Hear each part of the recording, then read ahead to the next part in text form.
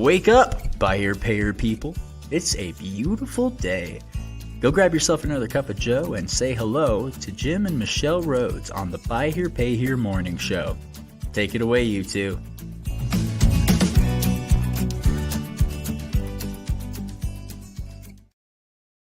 My goodness. Happy Friday. Jim's like, I got to go get something when we were running the thing. And I was, okay. Well, it's really iffy. I'm prepared to start on my own. So this is really iffy on battery power on my extra device. So, okay. so that's why I went to grab my power cord. It's all kind of bundled up in some other power cords. Well, we should probably get another power cord that can be in here, just like the other stuff. So yeah, or we're gonna have to pause and I'll step away and go grab a power cord.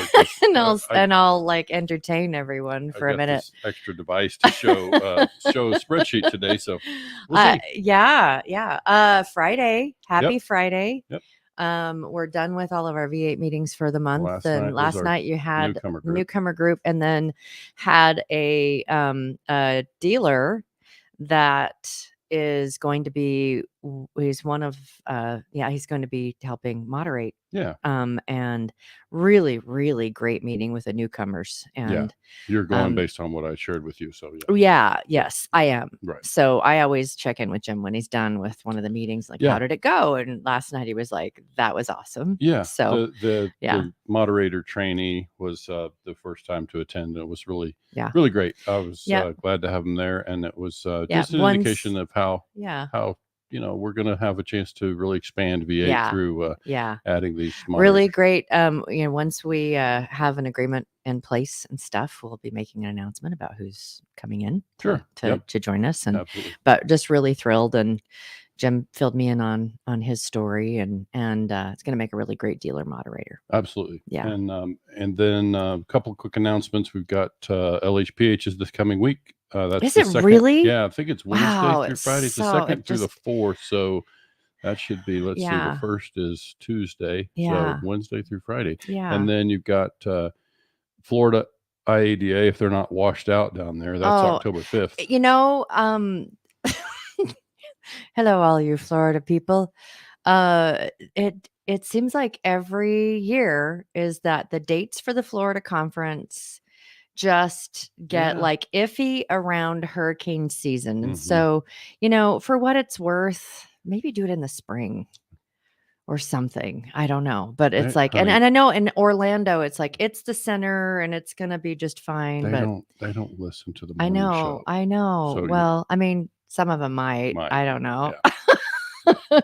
But, I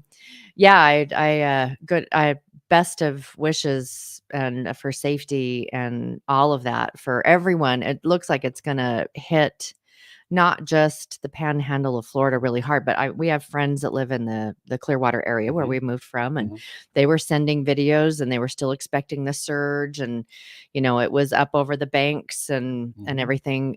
We lived in the same building as them, right on the intercoastal, and it's getting pretty gnarly, but not like a hurricane eye. And so Tallahassee, wasn't it Tallahassee, Pensacola? Where is it that it's gonna get? That's where it's gonna hit hard. But what do they call that? The wall, the seawall. So you could see in their case the waves were smashing up over the seawall, and that's on the intercoastal. That's on they're protected by the outer beach, right? So you got pretty substantial amount of water moving. So, and then, I mean, everyone is just going to get hit all the way up through, so many interior states. And so best of, our thoughts and prayers are going out to everybody that's out there and that's dealing with this kind of Mother Nature stuff. And that's it from the weather desk. Back to you, really? Michelle. Yeah. Oh, okay. Sorry. So yesterday or today's topic is one of the clients that we have that we've had for quite a while. Jim was working with them, and after he was done with the meeting, he came up with this tool to. I created some calculations inside the meeting because we were in the process of evaluating their aged inventory. Okay. And really what came up there, so just kind of shortcut what happened there. We're just trying to figure out, okay, let's kind of, we did an episode many months ago around inside the box, like working inside the terms that we work with in Buy Here, Pay Here. So if you just start painting the edges of the box, you've got term of loan that you try to stay with. You've got a PTI that you try to keep as a cap. You've got selling price that is going to drive, a lot of these things. Down payment, of course, would be another lever. And so when working with those numbers, we just kind of said, not very many customers can afford this aged inventory. We don't, our typical applicant can't afford it. So that's what we were working through is what is the income of your typical applicant? And you resurrected an old poll that we did back in April about what is the average hourly income, because most of our clients are not salary, right? They're hourly.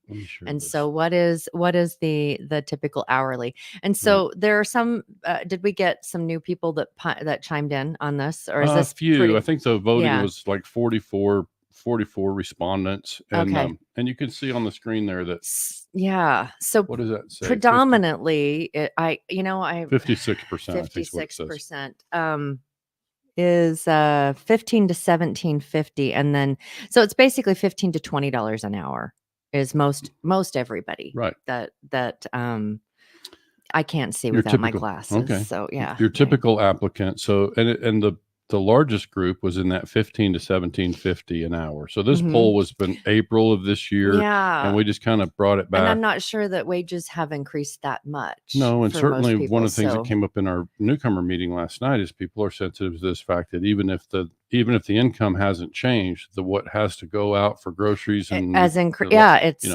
hopefully it just kind of like waterfalls itself down to increasing wages, but maybe not. I don't know. So, but we better get to this tool because this device is going to run out of Jim's like, really? Do you want to introduce it and I'll go get your power cord? If you can untangle it, that's I cool. can. Absolutely. I'll be right back. Yeah, so we'll get started sharing this thing. It's basically just what you've got is a calculation tool that really uses a grid layout. And let me show you kind of the behind the scenes part of this. This is kind of going to be there it comes. It's going to be the settings in the background. So kind of a, second sheet in the workbook in this case, but we just kind of said, what's our typical payroll withholding? Those are numbers that you could adjust on the back end. A starting selling price for, your vehicle range. And then we go up $2,000 increments over there, and then a target maximum term, then an APR. And now once we have that in there, and then we can add an amount that would be calculated on top of selling price for typical add-ons. So we just use a rough number, and we had a pretty precise number in the case of the dealer that I started working with. But the idea is just to be able to give you a pretty roughed out financial window here, like what's the term box look like. And so now once we've got those in there, what we can do is we can come over here and start to experiment with the income. So if I'm sitting here, and this could be primarily a training aid for your sales team to be able to show them kind of what we're working with and why there's limitation. Thanks, Michelle. She's handing me power under the desk over here. Get us plugged in. So the idea then is once we have, if we think about like a training aid, if we're actually going to show this to our team and help them kind of understand the box that we're wrestling within all the time, because we deal with it all the time, but this just helps us kind of see it in a little more visual way. So I think that you can see at the top there, if you can read it well, it basically says that I'm going to increase it on my side so I can see the screen better inside the thing. Then what you've got is hourly pay at the top. It's got buyer one and buyer two. So you would just put in the gross amount. If I'm sitting here thinking about my typical customer, and I've got this grid started at $25 an hour.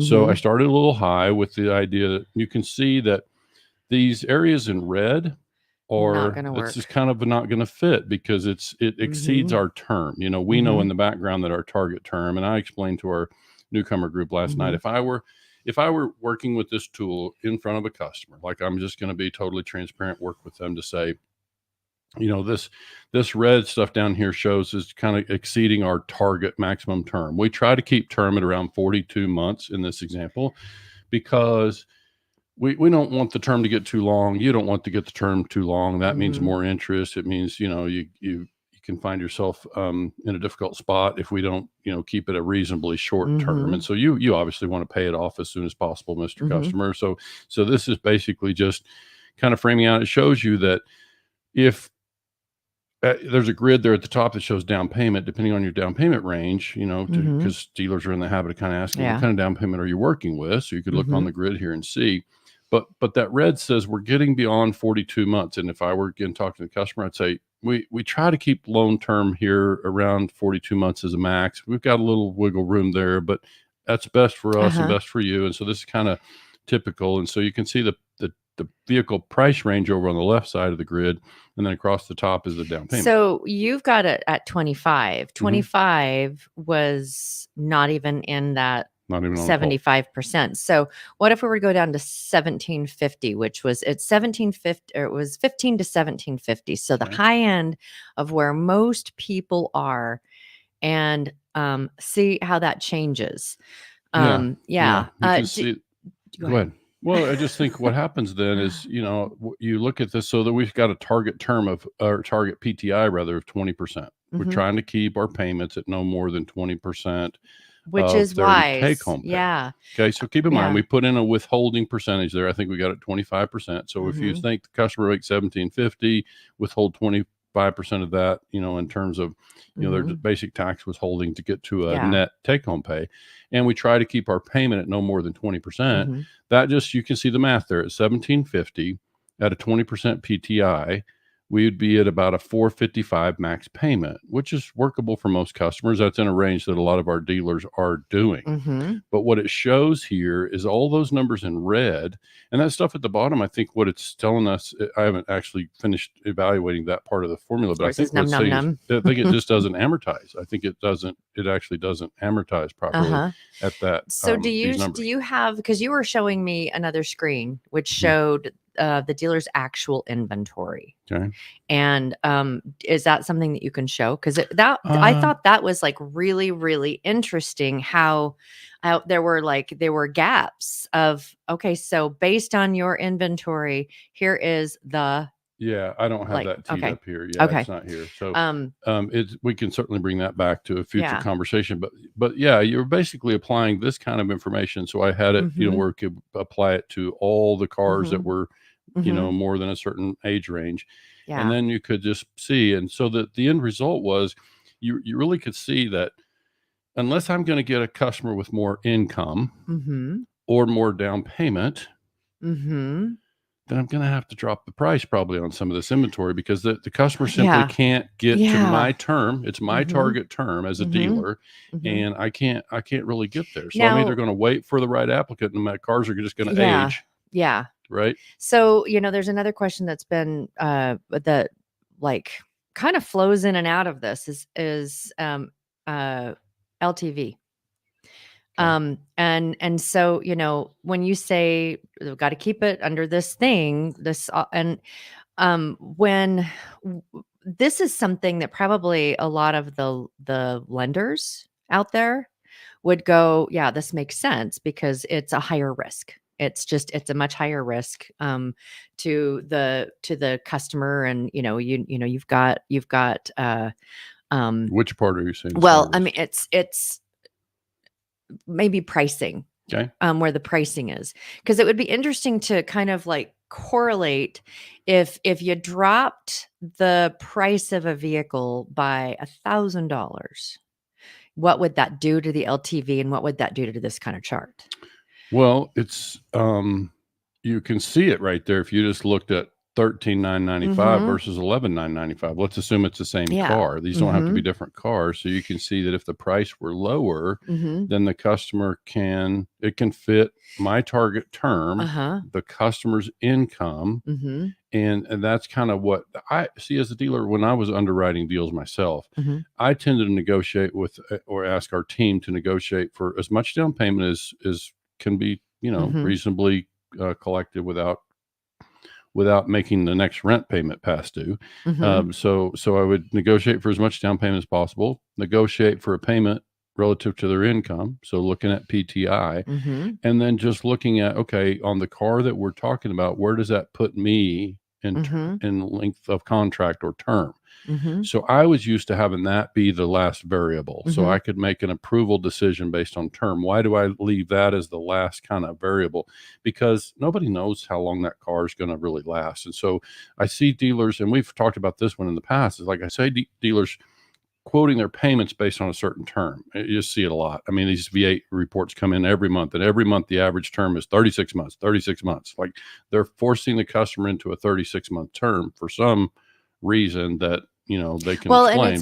But I mean, 36 months prior to COVID was just kind of based on the price of the car, We knew that we were going to, that most dealers kept it at 36 months. Well, or whatever their number was. But I mean, when you were a dealer, how long was your typical term? Oh, when I was a dealer, it was more like 30 months. Okay. Yeah. So, but that was like, but that's a low ACV, low selling price kind of model. But it's also, car prices have changed. All of these things have shifted an awful lot. And so the 36 months, is that something that the dealers that have been in business for a decade or more are like, nope, 36 months, nope, 36 months? Or is this something too that new dealers coming in are like, no, we keep it at 36 months?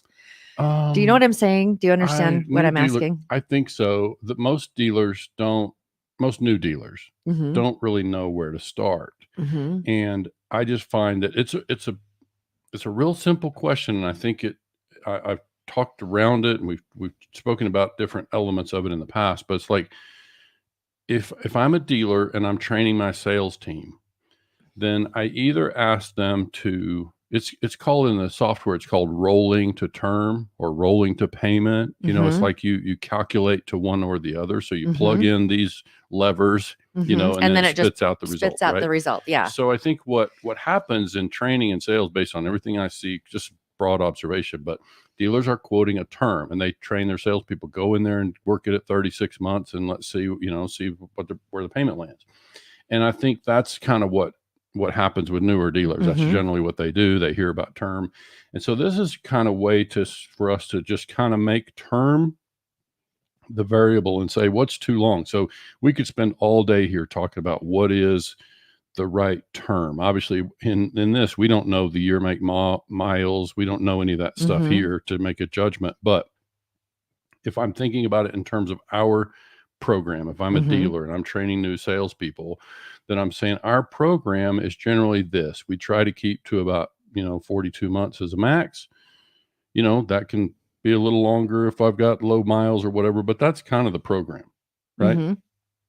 And so what this does is kind of, the tool gives the salesperson, the new salesperson, and the customer a visual way to say, this stuff in white, this is a fit. Like, this looks like this could work well within our program and will have a higher likelihood of being approved, right? It's a simple thing to say, if we stick to cars in the 11.9 range, it looks like most of that stuff's going to fit, and then look at your down payment. You can see that all the down payments keep us within 36 months or 42 months was our term here. Which I think that's another thing that's really interesting, is that your down payments range from $500 to $2,500. And there's not an awful lot that the higher down payments open up. Well, that's a good point.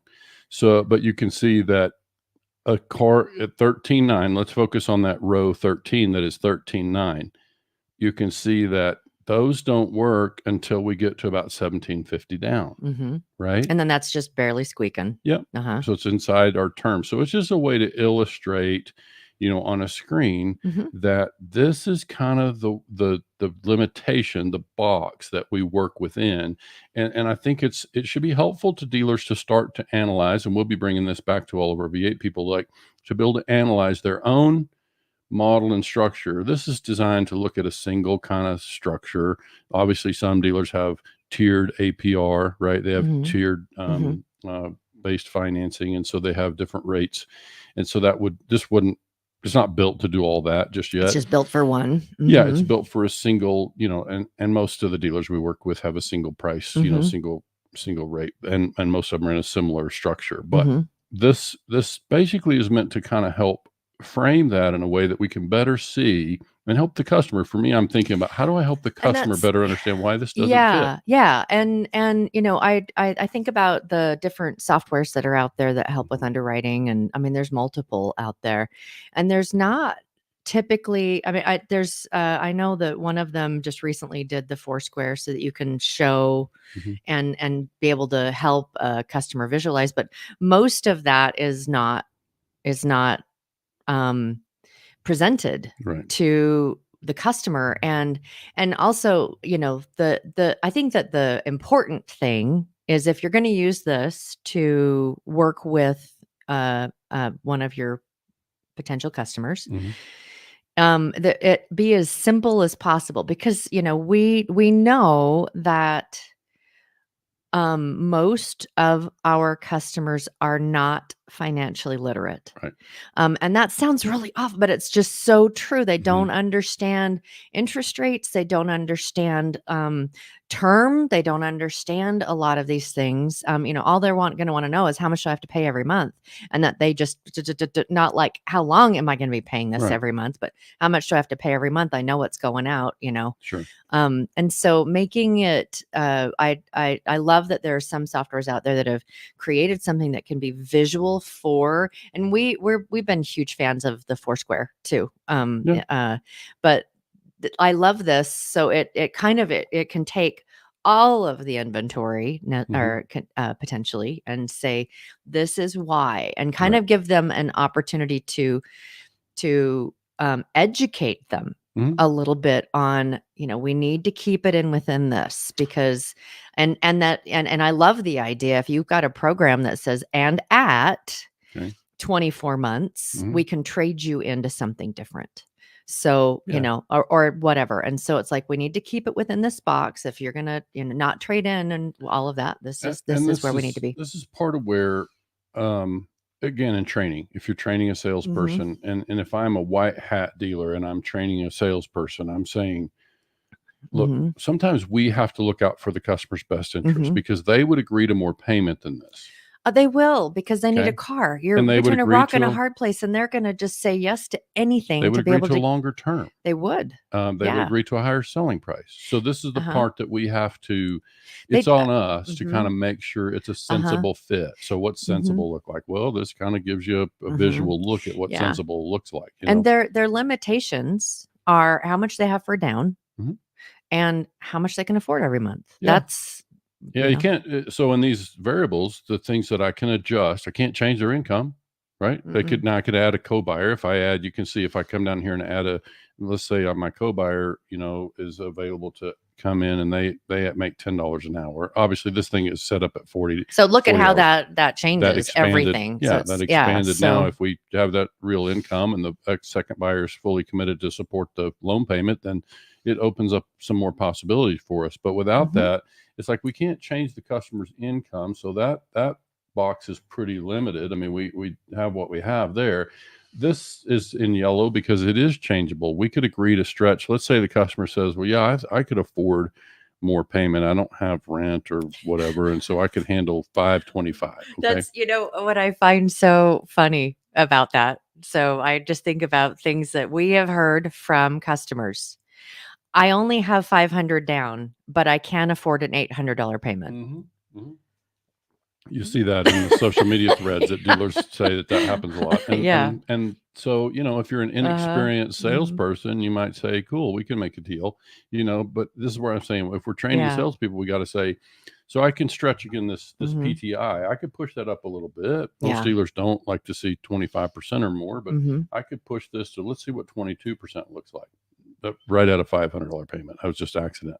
But now if I look at a $500 payment, you can see that opened up some. It opened some more stuff. Like I can now, if I'm willing to stretch the PTI, and I just know as a dealer underwriter, when I'm making the decision to stretch the PTI, that I'm putting pressure on the customer because fuel prices, grocery prices, that they've got all these things. And one of the things we talked about last night in our V8 group is a newcomer dealer who kind of was, without any coaching from us, he just kind of was talking through the idea that he just felt like that in deciding payments, he was aware that the customer had rent, and they had, groceries. Food. And I stopped and said, I'm glad you've mentioned that, because it's always been my perspective that the customer that we finance and buy here, pay here, we should all recognize that they're going to prioritize having a roof over their head and food in their belly. feeding their family, feeding themselves and feeding their family. So I'm not surprised if they're going to put that ahead of the car payment as a priority. So we need to allow for that as we look at deals and making a judgment, and whether we use software or not, we just need to be sensible and think that through. And so this, what happens when we start stretching that PTI or increasing that PTI to make a deal work, then we're putting pressure on the deal. And then, not to mention, we haven't even talked about warranty, not warranty. Like, is the customer going to be responsible for repairs in this scenario? Yeah. And cars do break down. No, do they? Yeah, they do. We did an episode earlier this spring on PTI, and I think it was the April thing where we're looking at 1750 was about the average, and we kind of went through like, all right, everybody, just and this is something that I think would be beneficial for a lot of our customers too, is to say, we do go through, what do you pay for rent? Right. The average family spends X amount per person for food, utilities, all of that. And so, and so if they like, no, I can afford a higher payment, and we talk to dealers all the time that have been in the business for a long time. And they're like, yeah, you have to be budgeting coaches. It's like to help understand when someone isn't really literate in this kind of thing, they're thinking, I need a car. Right. And I'll do whatever it is that I need, whatever it is that I need to do to get a car. The other part of that I remember from this conversation when we had back in April, and it's a slight squirrel, is if you're not paying your people $17.50 to $25 an hour, then you're putting them in a hard place because they can't even afford a car. So it's like, just be thinking about what, if you're not paying your people the same as what it is that you need to be able to put someone in a car, they need to rethink what you're paying people. That is a squirrel. That is a squirrel. Soapbox squirrel. That is a soapbox. It is a soapbox squirrel. And I do. No, and cool. well, and that's the thing is, as we're talking about, has income risen? No, but it needs to. Yeah. And I think the other thing that would be a natural conclusion from this is, if I'm a dealer and I work through this grid, I can see that if 56% of my applicants are in the $15 to $17.50 range, then I have only really two places I can go here. Then I can't change their income, right? I have a cap on my PTI if I'm going to be sensible, because everybody says ability to pay is one of the most critical drivers. So PTI. So for those that are not familiar, payment to income ratio, which is almost always calculated on net income. So that's what we've got here is a PTI there on the screen is 20% of net income. So that just says if I'm against that box, I'm against a cap on income. I'm against a cap on PTI ratio, payment ratio. I'm whatever the down payment is, what the down payment is, right? So the only places I can go will be selling price, APR, and term of loan. I either have to stretch my APR, I have to reduce my APR, I have to reduce my price, or I have to stretch my term. Right? Those are the only ways that I make it fit for this customer. Or I could just sit around and wait for customers who make $25 an hour. But what we saw in that dealer's case is they don't see that kind of income. I have that on another calculator, or let's just do it again right here. $25 an hour. Again, at 40 hours a week. This is no overtime, nothing, just straight 40 hours. That's your customer has to bring home $3,200. That's $3,200 of take-home pay is what that calculates out to be. Dealers just don't see enough of those kind of applicants. They just don't see that kind of verifiable income often enough. And so if that's our box, then we just have to kind of recognize, and I think, certainly people are going to see $20 an hour here and there, but if you're in that, you just can see that this is, I kind of have to be at 13.9 based on these numbers. If I'm going to stay at a 20% PTI, I have to be at 13.9. Now there's a lot of down payments that work, but I can hold out for 2,000 down, and then I can go to 15.9 and still make it all fit at 42 months is our example here for those who are just tuning in late. But in fact, I'll just show quickly for anybody who might be tuning late. We've got these settings in place: 25% payroll being withheld for taxes, what have you. A starting price that drives the grid of $2,000 increments, then a 42-month MAC term as a target, and then 26% APR in there. And then I've got 3% built in for add-ons. So it'll do a calculation on the amount financed. So this is kind of, I think it's just, by helping you see it in grid form, the down payment you can see works. And obviously at some of these, the term, you're not going to see 2,500 down on a 99.95. That's an 18-month term. You're not going to see enough of those deals. You'd love to, but you're not going to see enough of that. But what it shows too to me is that going $2,000 more a month or $2,000 more for the down payment doesn't really necessarily open up a lot of inventory. Good point. I mean, I think this grid lets dealers test the waters on their own kind of deal structure and make a judgment about, man, it's just my stuff that's, if I'm looking at this grid and I'm saying, okay, my customers are typically $15 to $18 an hour. I've got a little, even if my customer has $20 an hour of income and I try to keep it at 20% PTI and I try to keep to a 42-month term, I don't have very many applicants who are going to be able to buy a 15.9 car. Yeah, this whole all of the numbers, all of the drivers that you have in here are about success of the customer and success of the dealer. Absolutely. And so, it's because we really are. That's one thing that we talk about frequently is that yes, we're here to coach dealers, but we're here to coach dealers how to help their customers be successful. Yeah. And so, how do we help customers be successful? Yeah. And the dealer still making a pretty darn good income. And I look at the pricing on a lot of these.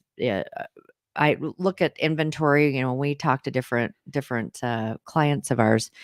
And so to me, it's like when you start getting into vehicles that are $20,000, it's just not, you're not setting anyone up for success. Right. You're just not. And so why it to me, it's like if you're unless you have a niche, your target customer is not the typical buy here, pay here person, but maybe it's someone that has recently declared bankruptcy and has, still has a decent income, but they just need a lift up. That's a little bit of a different story, but most of our customers are. We have plenty of dealers doing $20,000 selling prices and their portfolio is performing fine. So some of them are doing 48-month term instead of the 42 we have here. It's not that they're setting up a customer to fail at a $20,000 selling price. It's just the question for me becomes at a $20,000 selling price. And this is kind of a strategy with leasing. It's like in a lease scenario, do you try to, the price is less important. You trade the customer, periodically and try to get more turns out of the car that has a higher cost and a higher selling price. So that's part of the strategy there. And some dealers are adopting a similar strategy in buy here, pay here. So they have higher end prices and they still do business. I think the question we have here is, how many customers fit that profile? Now, some dealers are in a market and are established and are succeeding with their marketing and attracting an applicant that makes $25 and $30 an hour. So it can work. I mean, there are different layers to this buy here, pay here, business out there, lots of different business models. But I think for today, it was like going off of that poll back in April. If most dealers are really seeing applications at an 18, I've got the 1750 loaded on there again. You can just see that, I could stretch my PTI, and this is where, I start to put pressure, as I said. So I pushed it from 20%. Let me just do it again so people can follow it on the screen. We started at 20% is where we like to stay. But you can see there's almost nothing at 13.9 without a big down payment that can work. If I stretch it to 22, then that opens up some more cars in the 13.9 range. And if I go all the way to 25% with this customer, it opens up some more stuff at 15.9, right? But again, this is my own judgment about how and what kind of pressure do I create, and how do I reduce the likelihood of success on this loan when I start to stretch that PTI. So this is it's everything I was trying to illustrate in terms of why that matters. Okay, so side question: if you are a capital provider, what are the levers here that are most appealing to you? Okay, so this is Jim Capital 101. Is that what we're talking about? Because I quit trying to predict what lenders will do a long time ago. Like I don't know what they're going to do. I think I could have figured out. I don't know what they're going to want. But yeah. So it's you mentioned LTV earlier. Like that's a separate. That's another. That's a different thing. That's a different conversation. I'm just trying to make it fit. I think.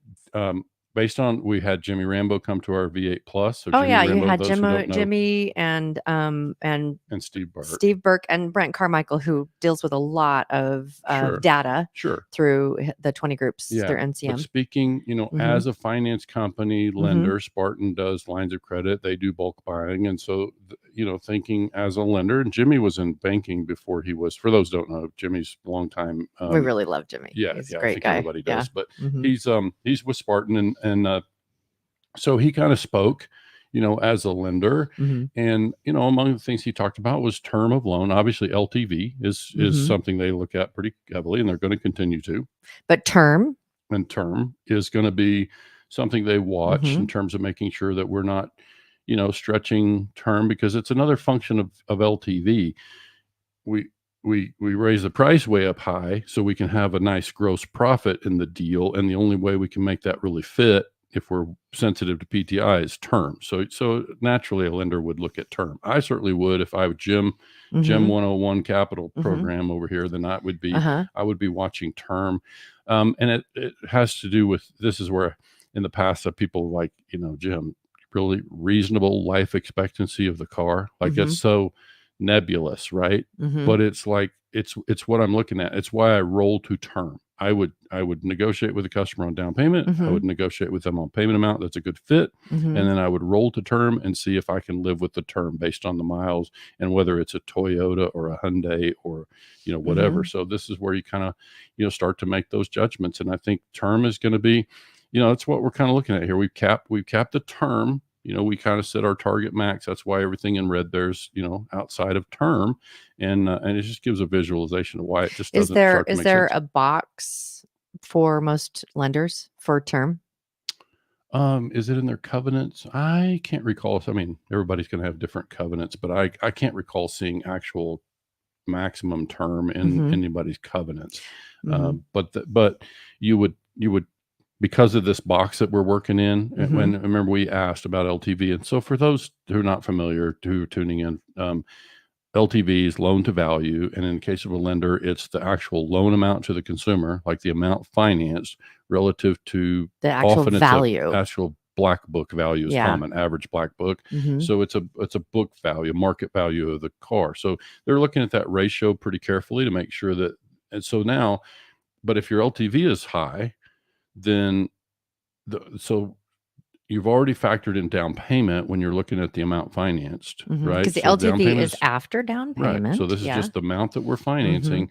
And so if we run the price way up and we get a decent down payment, then the only place to go is term. I mean, so we're either going to push the customer too high in PTI or we're going to go to term. So this is why I think a lender would be looking at term in addition to LTV. But if LTV is high, that's the only place to go is link the contract. And we've seen dealers, obviously, in a post-COVID period, these dealers who were at 36, now they're 42 months. I'm hearing some buy here, pay here dealers doing 60 months. We never used to have that. Wow. But you and I, are old enough. You can see the gray here. I mean, I remember when I first got around the car business, 48 months term on a new car was on a new car. And then 72 came around, and now 84 months on new cars. It's like, that whole thing is just stretching and stretching. And so this is where I think, it's without getting into being a prognosticator, I think that's not sustainable. Like we can't keep doing that. The cars don't last that long, so. Yeah. So it's all a question of fitting it inside this box that we talk about. So we'll try to remember to share. There's other podcasts from the past that we've done in that you can search our YouTube channel and find the parts that are. I got to try to get out of this view so I can see the panel. But bottom line is you can find these through a search in our YouTube channel for some of these things like you can look at reasonable life expectancy. We did our own Foursquare in the past. So we can try to also find that one because I have a Foursquare that I've created that does similar things in terms of changing colors as you change these various boxes. But I think this one was meant to kind of show, to give a sample of what the customer could afford. Yeah. You know? So we did a lot on the screen. So if you're listening just to the audio on our syndicated podcast stations, please go to YouTube and like and subscribe while you're there. And then you can take a look at all the different charts. If you have any questions about them, please feel free to reach out. We're always Jim gets text messages and things all the time from people. It's like, I have no idea who you are, but you're asking a question. Let me answer it for it. Thank you so much for joining us today, everybody. We really appreciate you making us part of your day. It is Friday, so we have a weekend coming up, and we have a weekend coming up too. Yeah, so looking forward to that. Have yourselves a great rest of your day. And again, if there's anything that we can do to help you, please feel free to reach out 903-816-0216. And there is room in the V8 groups too. Right. So have a great day, everybody. Thanks so much for joining us.